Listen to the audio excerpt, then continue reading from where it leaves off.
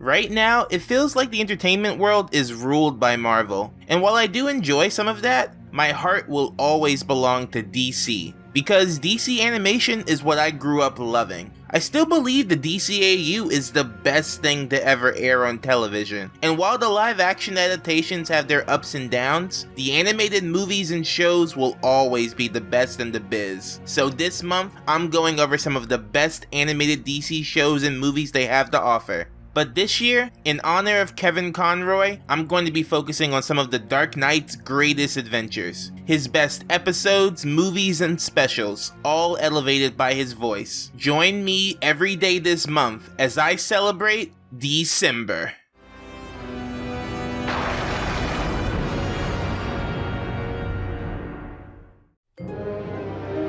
Hello and welcome back to DCember. Today we're looking at an episode where Batman will have to put aside his personal feelings to find the truth. Vendetta centers around Harvey Bullock, Gordon's right-hand man. While Commissioner Gordon has always seen Batman as a friend and ally, Bullock has never shied away from letting Batman know that he doesn't agree with his methods. And Batman doesn't like him much either. So when Bullock is accused of being a dirty cop, Batman is inclined to believe it. But Batman doesn't go on feelings, he works with facts. So he decides to take a closer look. The first thing that happens is a criminal that Bullock is connected to goes missing, but Gordon vouches for him, saying he's a good cop. It's funny because I feel like the audience is just as much on the fence about Bullock as Batman is. He's loud, he's messy, and nothing about him screams good at his job. But Batman goes through his file anyway, seeing that Bullock was once accused of planting a bomb, but the case was dropped due to lack of evidence. Batman continues his search, investigating a local mob boss and making more of a headway with his evidence, even finding one of Bullock's trademark toothpicks at the scene of the crime. Eventually, another criminal goes missing, and Bullock is arrested, and we see what looks like Bullock do the abducting, but he looks weird, not quite human. Meanwhile, back at the Batcave, Batman is investigating a weird scale he found. It looks like it belongs to a reptile, but the DNA in it is human. Batman seems stumped, but luckily, Alfred gives him an accidental clue, in one of the best Batman and Alfred interactions yet.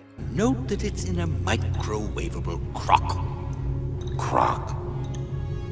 Alfred, you're beautiful. I just really love how much he lets his guard down around Alfred, man. You just don't get these kind of moments with Batman nowadays. But now, Batman has a lead, and his lead turns out to be right, as the bad guy framing Bullock turns out to be Killer Croc. You see, the criminals that he abducted had dirt on him. That led to Croc getting arrested, and after busting out of jail, Croc wants to tie up loose ends. He manages to evade Batman, but Batman can now prove Bullock's innocence, and using him as bait, he lures out Croc, nailing him once and for all. Batman and Bullock share a nice moment here, both agreeing that while they do things differently, they both want what's best for Gotham, and Batman closes the case with a new respect for Bullock. At first glance, this episode, while very solid, doesn't stick out as one of the most important ones. But I think it's important because it shows that Batman can still hold biases, and sometimes those biases can get in the way of his crime fighting. But Batman doesn't give in to them, and makes sure to leave no stone unturned as he seeks justice, even if the guy he's seeking justice for isn't his favorite person. I'll see you tomorrow for more DCember.